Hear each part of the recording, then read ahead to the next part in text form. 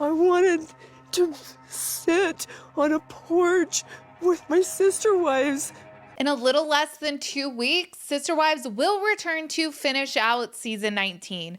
We are getting 5 more episodes to finish up the season and then 4 one-on-one tell-all episodes. Something I love to do when I'm winding down from a day of work is I really like to peruse the Sister Wives Reddits and see what theories are percolating.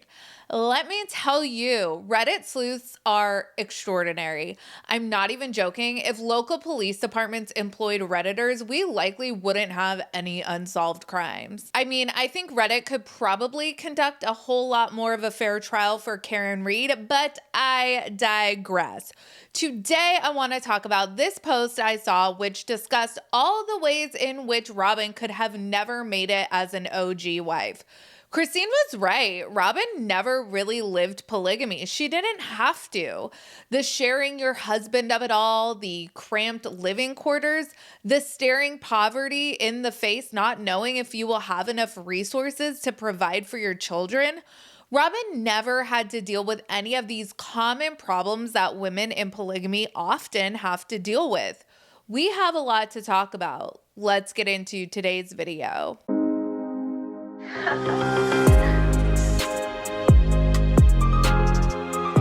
Hey everyone, what's up? It's Sarah and welcome back to my channel. Before we jump into today's topic, let us hear from today's video sponsor. I am so excited to be partnering again with June's Journey. As you guys know, June's Journey is a hidden object mystery game with a captivating detective story.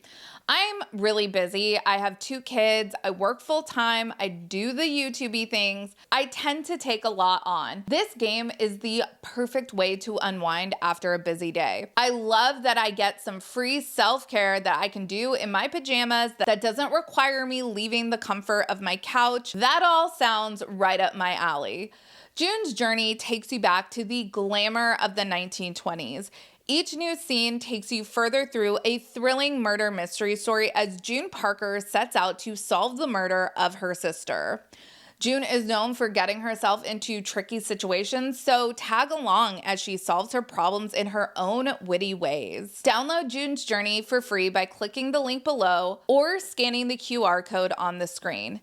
June's Journey is available on Android and iOS mobile devices, as well on PC through Facebook Games. Alrighty, let us break down this Reddit comment. I thought we could read it together and I will interject my thoughts because who doesn't want to hear my thoughts? Don't answer that. Okay, so this Redditor posted their thoughts titled, Robyn couldn't have made it as an OG wife.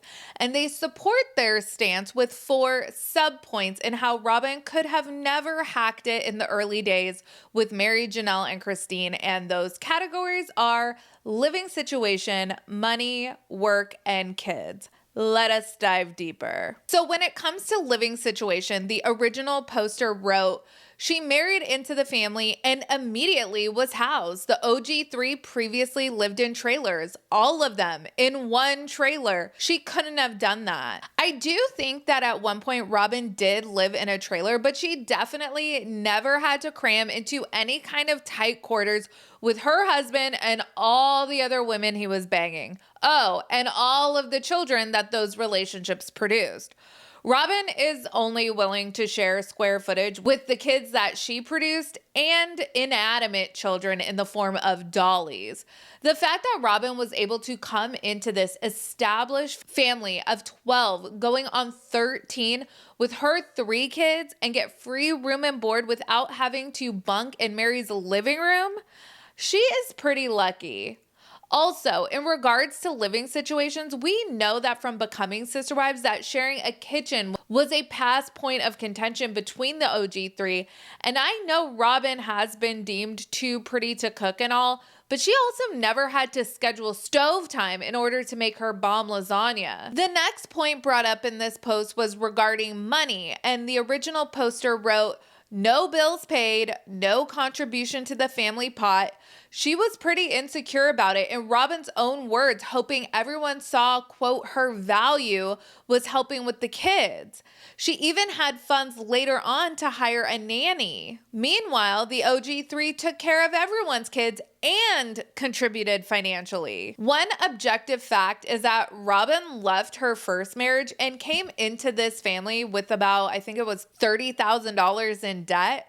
She says she did that to keep the peace, but it's been reported and I think pretty widely accepted that that was all Robyn's shopping debt. I don't know for 100% certainty why Robyn was saddled with that debt in her divorce, but we do know she had it. And she spoke on the show about asking Kody where to place her bills. Something we never saw on the show was Robyn working any kind of 9 to 5. When Christine was leaving Kody, she had referenced a time when she asked Kody to come over to put her kids to bed, so it didn't fall to be the responsibility of a 10-year-old Aspen. Kody accused her of being selfish since it was his night in other households. But Christine wasn't off at bingo. She was off working a night job after taking care of all of Kody's kids all day long, because with this supersized family, everyone needed to work. Robyn came into this family at the perfect time. You know, when they landed a TV show, because she always hid behind the show as being the work she did and the reason why she needed supplemental childcare. Speaking of work, that is the next point this original poster talked about, stating she didn't have to work, but was allowed to doodle and make ugly jewelry, follow her dreams kind of thing. The OG3 never had that option. The fact that Robyn got to tinker around with an aspiration was never a luxury the OG3 were afforded. Robyn got the opportunity to fail and cost the family thousands, if not hundreds of thousands of dollars. I don't think little girl Janelle grew up wishing she could work at H&R Block. I'm not saying she actually worked at H&R Block, but she got the job she did because she had mouths to feed. That's what a lot of people who go to work every day do. Additionally, Robyn was allowed to explore her entrepreneurial inclinations even when they were completely misguided, whereas any of the OG3's business ideas were routinely shot down. I'm not saying that the OG3 would have been better at building a brand from the ground up, but they all do captivate an audience enough to be very successful in their various MLMs. And I don't see Robyn having any kind of stamina or dedication to actually be successful at anything that isn't riding the coattails of someone else. She's benefited the most financially from the show, and nobody is watching this show just for Robyn. Lastly, this Redditor spoke about kids, saying all the kids were in everyone's spaces. Every mom had little kids, and every house required just as much attention. There's no way she could have gotten away with Saul and Ari getting so much attention and time when everyone else needed it too. One thing I will say about Robyn is she is no dummy when it comes to manipulating Kody's attention. She knows that Kody loves his kids through his wives. His relationships with his wives directly affect his relationship with that wife's kids. When Kody was having issues with Christine, for example, her children were seeing way less of their father. And I would actually argue that Kody's contentious relationship with Christine likely had a role with him not going to Isabel's surgery. Saul and Ari getting so much more individualized attention, which was called out by those anthropology students, was a direct result on how hard Robyn worked to make her household an oasis where Kody could get away from it all. She brought in childcare and had 3 older siblings to do the actual parenting of Saul and Ari. When Kody came over, he got to do all of the fun parts of child rearing and of being a parent and none of the actual work. Do you think Robyn could have made it as an OG wife? Let me know your thoughts down in the comments. As always, make sure you like this video and subscribe to my channel. Check out my second channel, Sarah Spills. and my podcast, Mostly Harmless. Links for both of those will be down in the description of this video. Follow me on Instagram, Threads, X, and TikTok at Reality Squad, and I will catch you guys in the next video. Take care. Have a good one. Much love. And just a reminder, you guys, be sure to check out June's journey by clicking the link in the description of this video or by scanning the QR code on the screen.